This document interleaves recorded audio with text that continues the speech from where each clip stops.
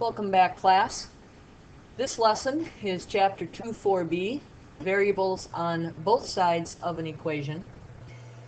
This is where we're going to put together the information that we've had on the last few lessons. We're going to be working with distribution. We're going to be working with solving equations. We're going to be working with simplification before we solve. There are a few hints that I like to pass along to students.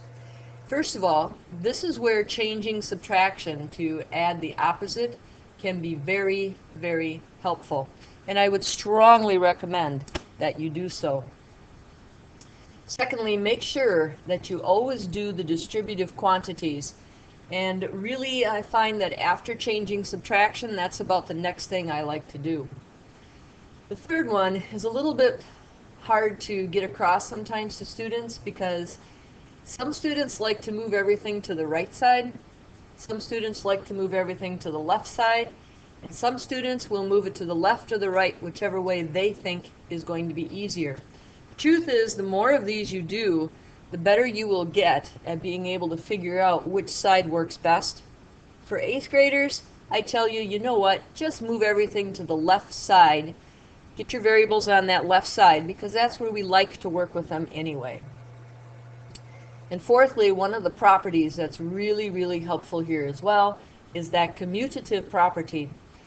It will often help you to decide whether you need to add or subtract in solving the equations. The first equation that we have, you will notice that there is a z on both sides of the equal sign. I want to move that z from the right side over to the left side.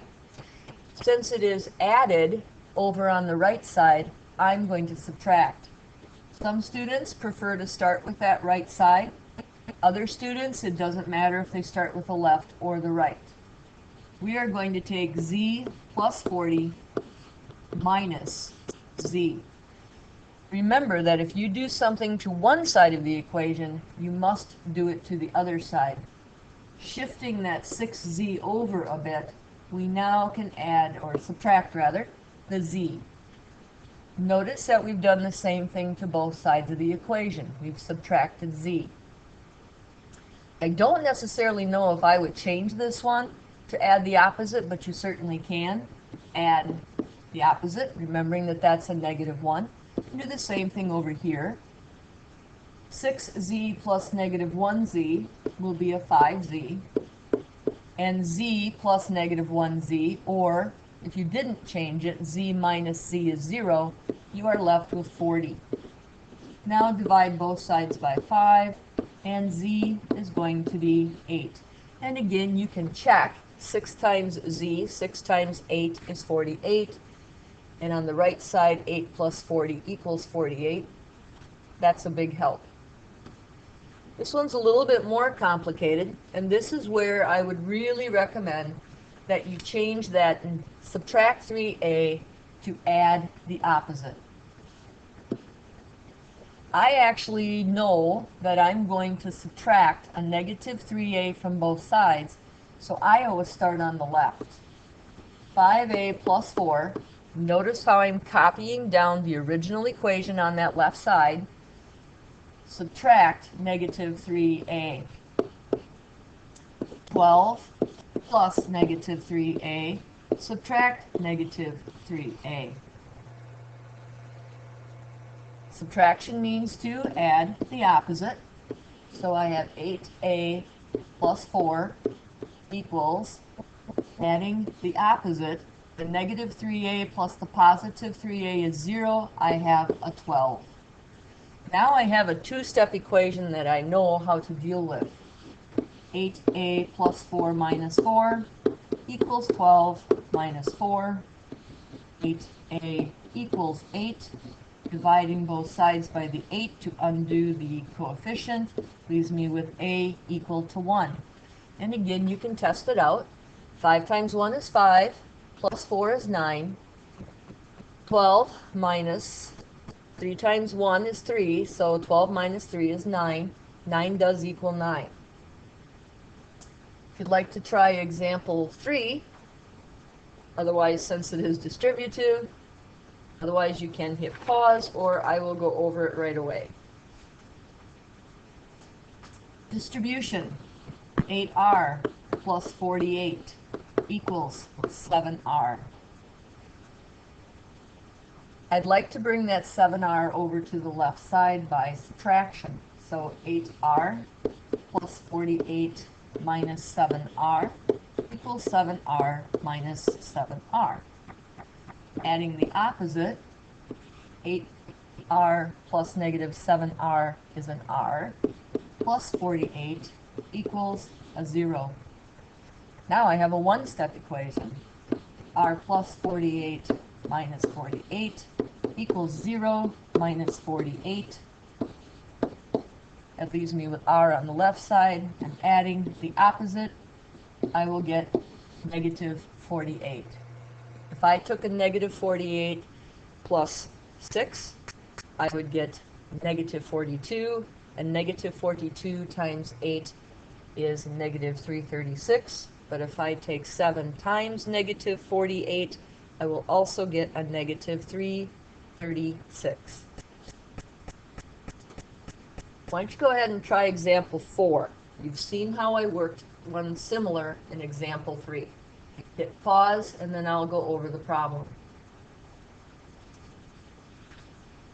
The distribution here is 9w minus 36 equals 5w plus 8. I'm going to bring the 5w over to the left side by subtracting it. So I shift the original part of the left side equation over. Subtract 5w. 5w plus 8 minus 5w. Again, I'm going to change that to add the opposite. So I will have 4w minus 36. If I add the opposite, the 5w plus negative 5w is 0. I still have the 8 on the right side. Two-step equation. 4w minus 36 plus 36 equals 8 plus 36. 4w equals 44. Divide both sides by 4, and w will equal 11. How did you do? Did you get it right?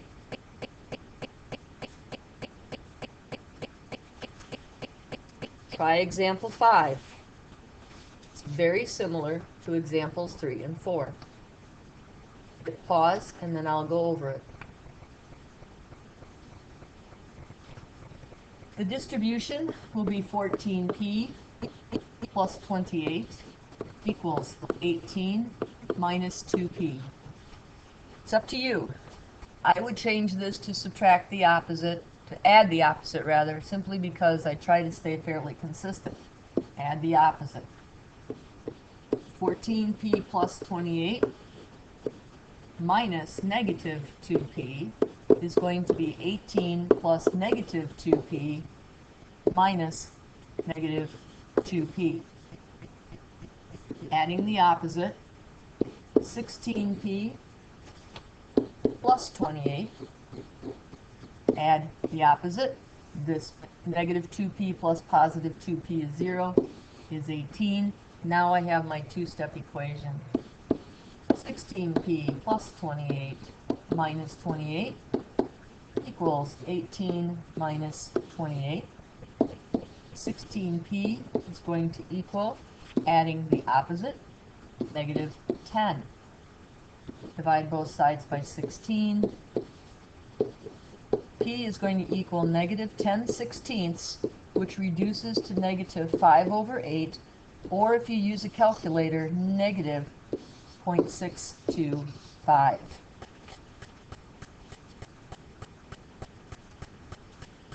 And lastly, example 6, very similar again to example 3, 4, 5, only this time the distribution is on the right. I'm also going to use the commutative property and switch this to 2f plus 14, then 5f minus 10. It's up to you. You can change it to add the opposite, or you could leave it as plus 10.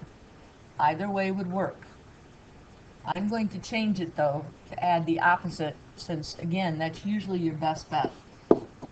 Most often, you will get them correct more often if you do change them to add the opposite.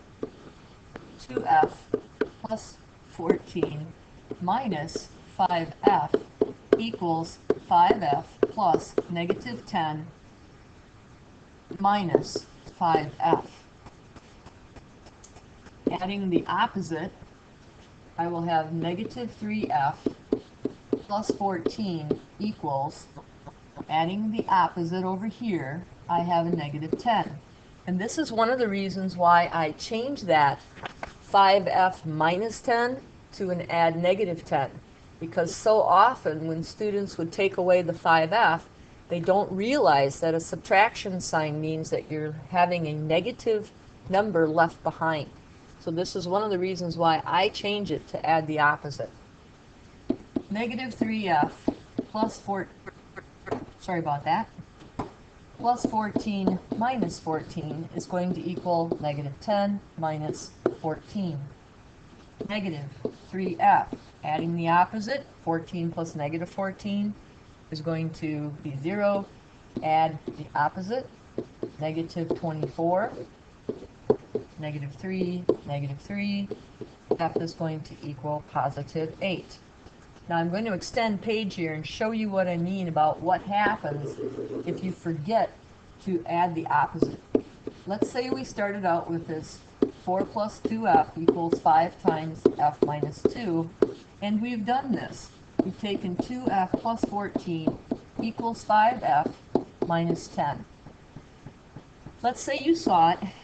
Okay, leave it as subtraction and take away the 5f, because you see that, you're supposed to.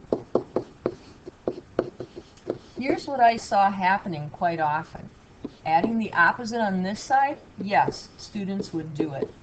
But here's the problem. This 5f and this 5f over here and that one, that is 0. But what a lot of students don't realize is that subtraction sign there means you've got a negative 10. And what I was seeing a lot of students doing is they were just saying 10. And they were getting themselves into quite a bind, because now they would subtract the 14 and look what they end up with. Negative 3f equals negative 4, adding the opposite. And all of a sudden, they were telling me the answer was 4 over 3, which actually equals 1 1/3. Now that is not a correct response. So this is why sometimes adding that negative number will help you to get the problem correct.